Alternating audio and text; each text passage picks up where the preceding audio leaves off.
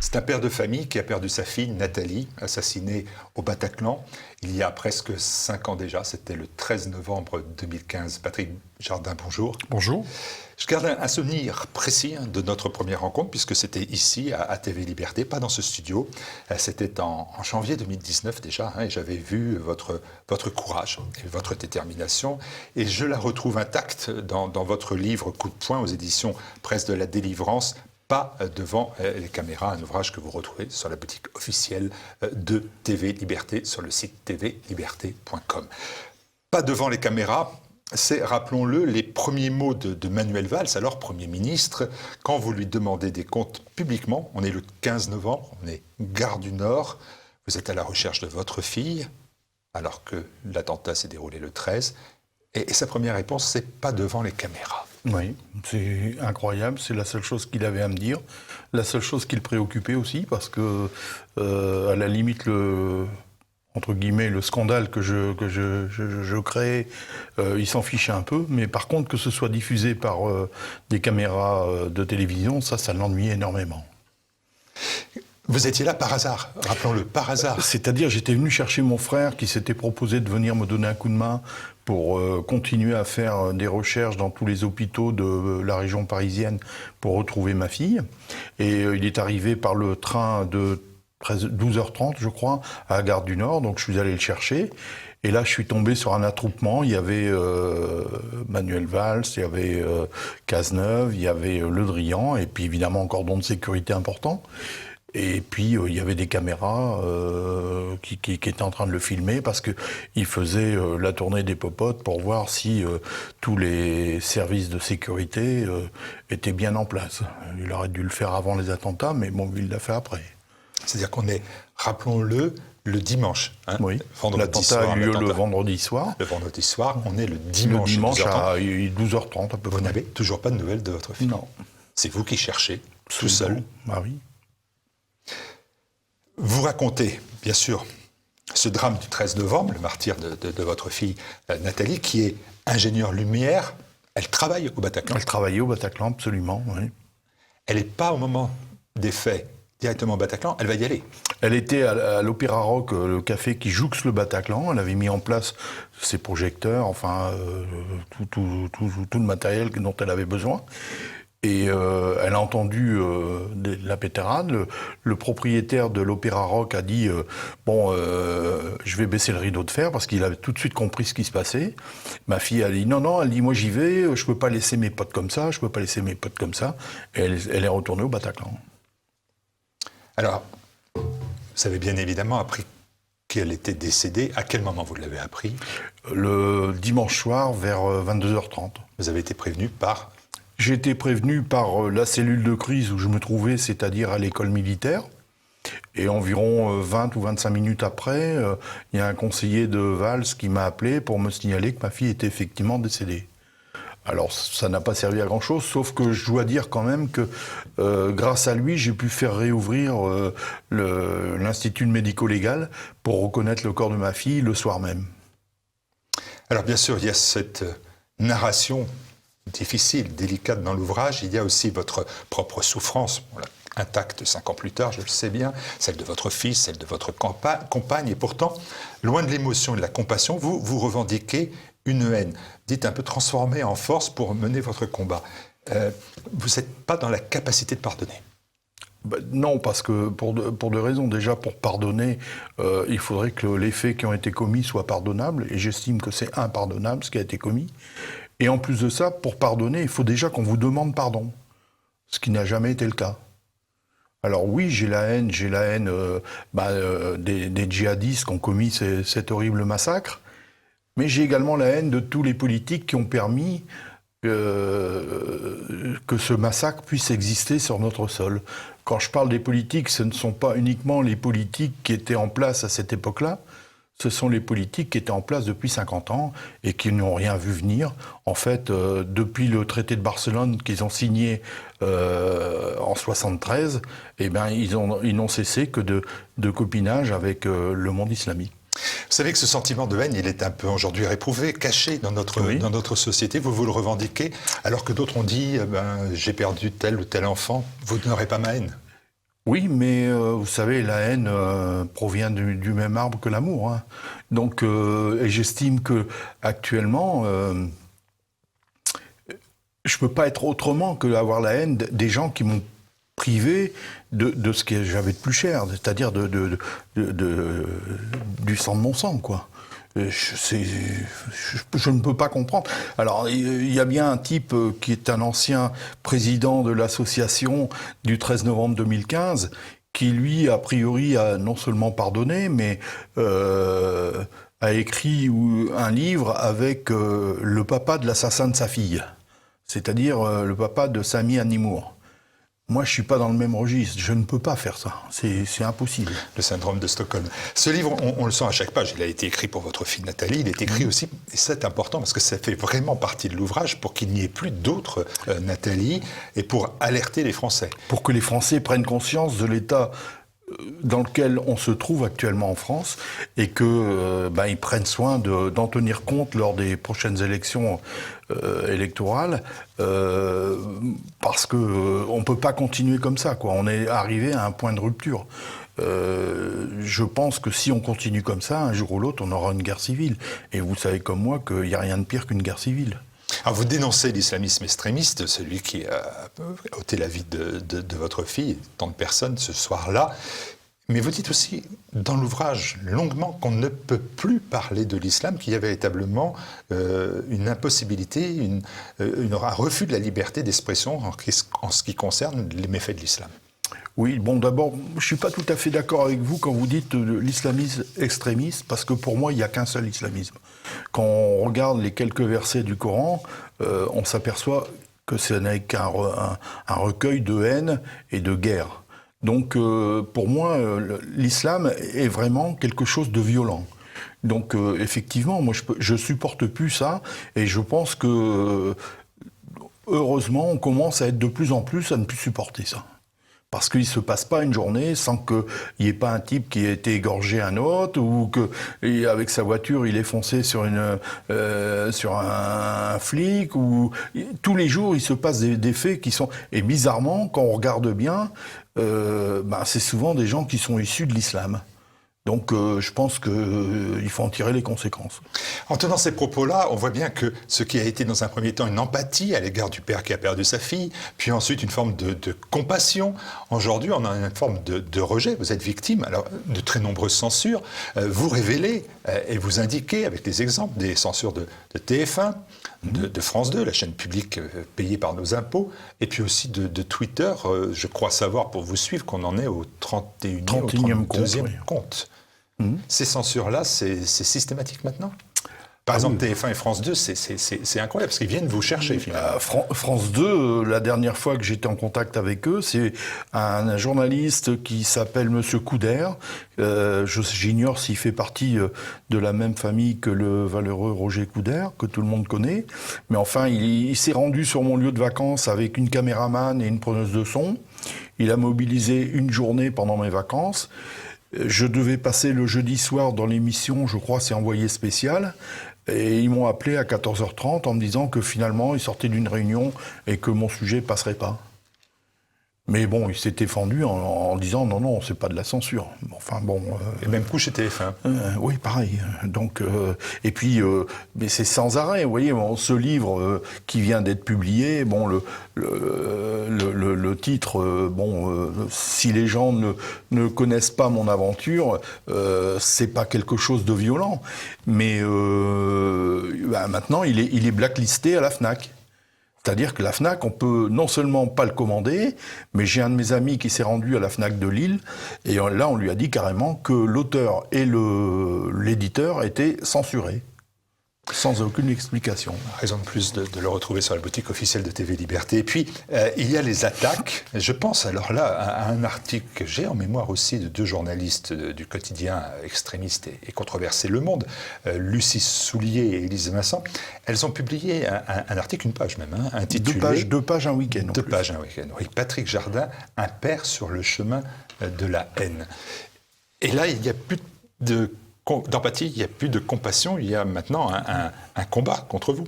Oui, alors ces deux jeunes filles étaient venues m'interviewer parce que j'avais fait partie à un moment donné d'une association qui s'appelle VPF. Et puis Volontaire pour la France. Voilà, c'est ça. Et qui s'est scindé en deux. Et il y a un des protagonistes qui a créé une autre mouvance, je dirais, qui s'appelait, je crois, OPA, je crois. Et ces gens ont fait l'objet d'une garde à vue prolongée parce qu'on les suspectait de fomenter des attentats contre Macron. Mais ça a fait pchit, tout ça, non? Ça a fait pchit, bien sûr, mais tout de suite, on a dit que un des gars avait un stock d'armes. Alors effectivement, c'est un ancien policier qui a 65 ans, qui a subi un quintuple pontage coronarien, qui avait des armes, mais elles étaient toutes déclarées en préfecture, donc légales. Et alors ces filles-là pensaient que j'allais d'une part leur donner des renseignements sur la personne en question et leur dire où est-ce qu'ils habitaient. Mais en aucun cas, elles étaient venues au départ faire un reportage sur moi. Je l'ai découvert, moi, un jour où j'étais parti au Portugal en vacances avec des amis, et mon compte Twitter, là, elle n'a pas arrêté à cause de ça. Est-ce que, finalement, vous payez le prix fort pour votre dénonciation de l'islamisme? Vous savez, j'ai plus rien à perdre. Moi, ils m'ont enlevé ce que j'avais de plus cher. Qu'est-ce que vous voulez qu'ils me fassent de plus? Alors oui, je paye le prix cher, mais ça m'est complètement égal. C'est pas ça qui va m'arrêter. Ah, il y a un autre reproche qui peut vous être fait aussi, pas par moi, mais par un observateur, c'est que de cette tragédie naît une fréquentation, comme on dit aujourd'hui, pour faire désagréable. Des politiques qui répondent à votre appel, mais qui ne participent pas à ce qu'on pourrait appeler le camp du bien. Est-ce que ça, c'est pas une erreur? Non, je pense pas. Si vous voulez, moi, lorsque je vois ce à quoi vous voulez faire allusion, c'est à mon combat contre Médine. À cette époque, j'avais fait un courrier à tous les ministres, tous les députés, tous les sénateurs, de gauche comme de droite, pour me donner un coup de main. Alors, rappelons-le, rappeur Médine, qui devait se produire au Bataclan, là où 130 personnes ont été tuées, quoi. Donc, pour moi, c'était impossible. C'était impossible par ses propos. C'est-à-dire que pour lui, votre point de vue, c'est qu'il profanait le Bataclan par ses propos et ses attitudes antérieures. Et puis par son appartenance à une association qui est proche des frères musulmans. Donc pour moi, c'était impossible. J'aurais fait n'importe quoi, mais il ne se serait pas produit.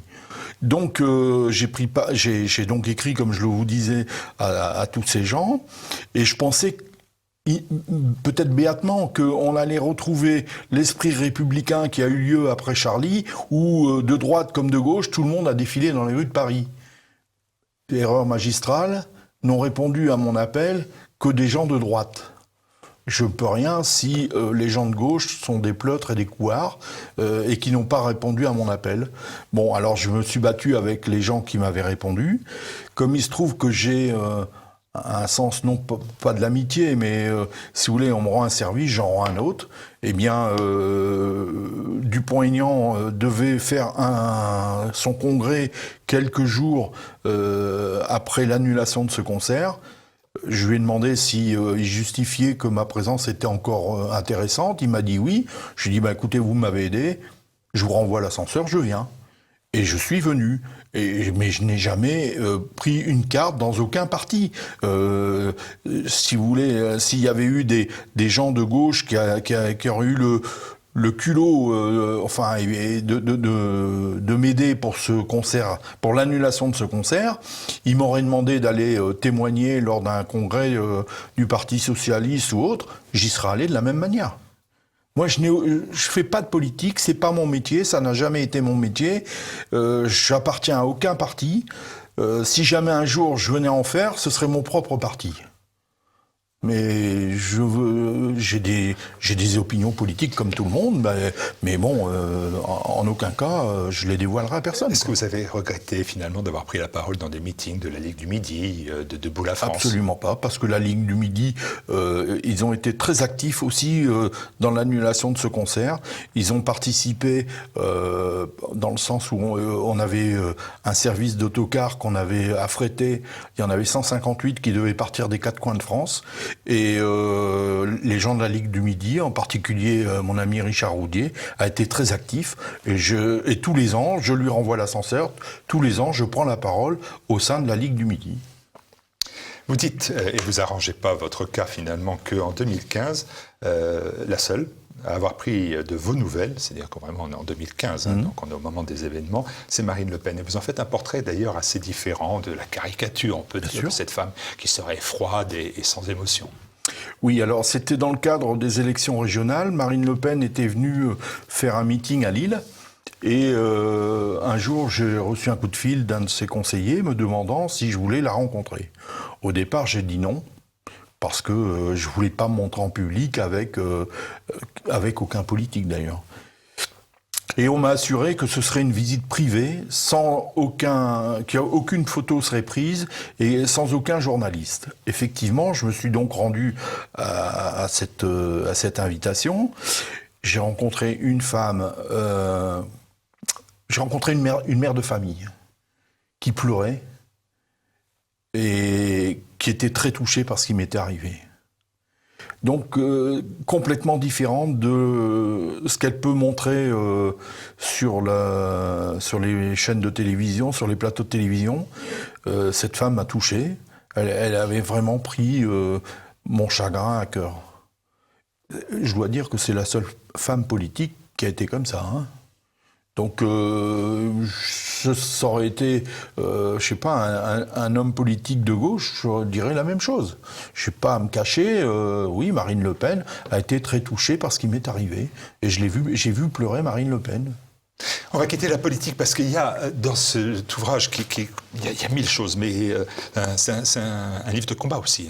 Mais il y a une information que j'ai trouvée importante, je veux dire même effrayante, c'est, je pense à ces inconnus qui cherchent à exploiter la souffrance. Dans le cas présent, votre souffrance, c'est le cas inouï, dire même scandaleux, d'une dénommée Charlotte. Oui, Charlotte Lamand, qui était à l'époque conseillère municipale à Liévin.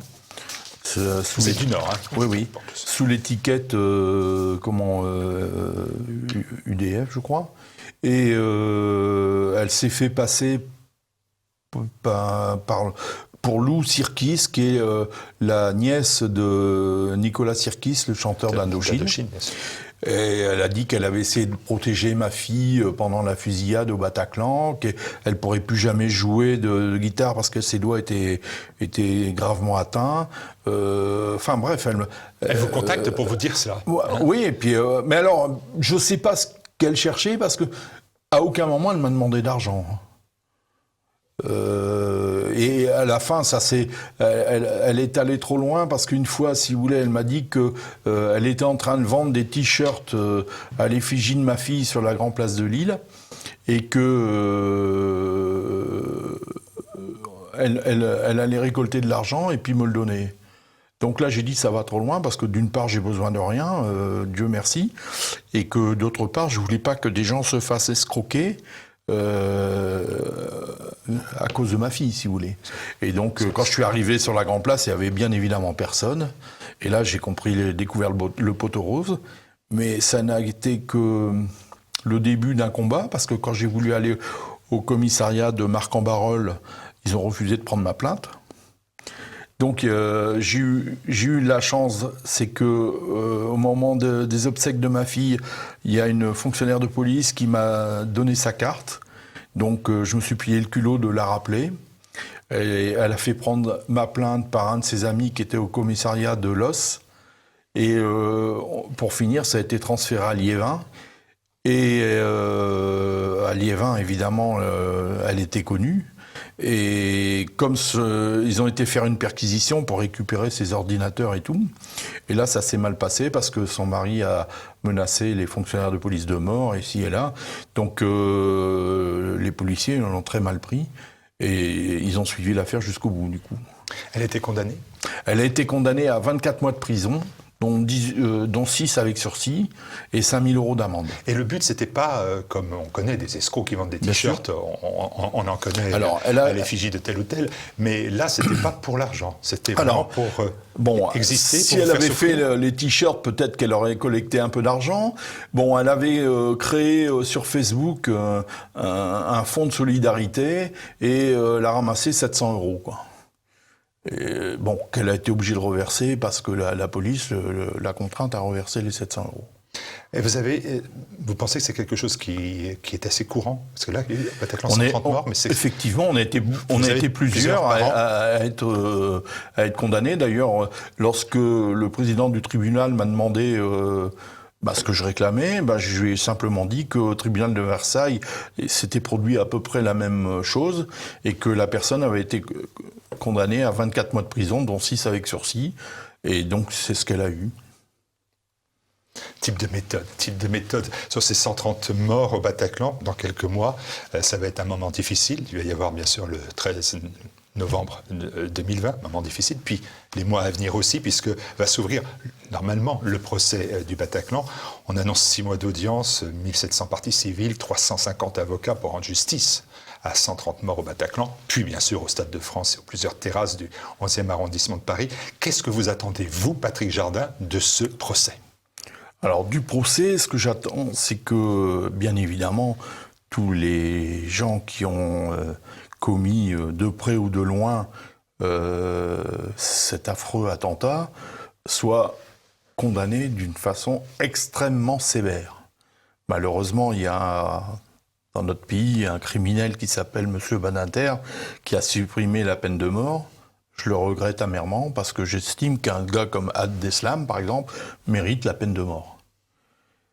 Ce que j'attends aussi, et ça je vais m'y employer, c'est que, effectivement, il y a les djihadistes qui ont commis l'attentat, mais il y a beaucoup de gens qui ont occupé des postes politiques très importants et au plus haut niveau de l'État, qui sont, je ne dirais pas complices, mais par leur incompétence ou par leur peut-être complaisance quand même, ont permis que ça puisse arriver sur notre sol.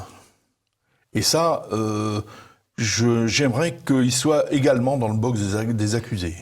La vérité sur tout ce qui s'est réellement passé avant, puis après d'ailleurs, le 13 novembre. Et vous soulevez plein de questions dans le livre. J'ai retenu par exemple les 8 militaires qui se trouvaient en faction et armés, qui n'ont pas pu intervenir. Et là aussi, vous espérez que vous aurez la vérité? Non, je ne pense pas que je l'aurai parce que lors de la commission d'enquête qui a été faite, la question a été posée à M. Le Drian qui s'est réfugié derrière le secret défense. Donc, à ce niveau-là, je n'aurai pas. Par contre, j'ai d'autres questions à poser, notamment à M. Valls, à M. Cazeneuve. Et là, je ne pense pas qu'ils puissent se réfugier derrière le secret défense. Donc là, comptez sur moi pour poser les bonnes questions. Est-ce que de ce procès, vous attendez la vérité? J'ai bien compris. Est-ce que vous attendez aussi une forme un peu d'apaisement? Vous écrivez, j'espère que de là où tu es fier de ton papa, que tu approuves toutes mes démarches. Pour moi, c'est la seule chose qui compte. Est-ce que c'est aussi le moyen d'un apaisement? Apaisé, je crois que je ne le serai jamais. Mais si jamais, par mon action, je peux, de près ou de loin, empêcher que ça se reproduise, je serai très satisfait. Pas apaisé, mais satisfait. Pas devant les caméras, Patrick Jardin, donc cet ouvrage que je vous recommande bien évidemment sur la boutique officielle de tvliberté.com, sur la boutique officielle du site de TV Liberté, tvliberté.com. Merci Patrick Jardin. Merci.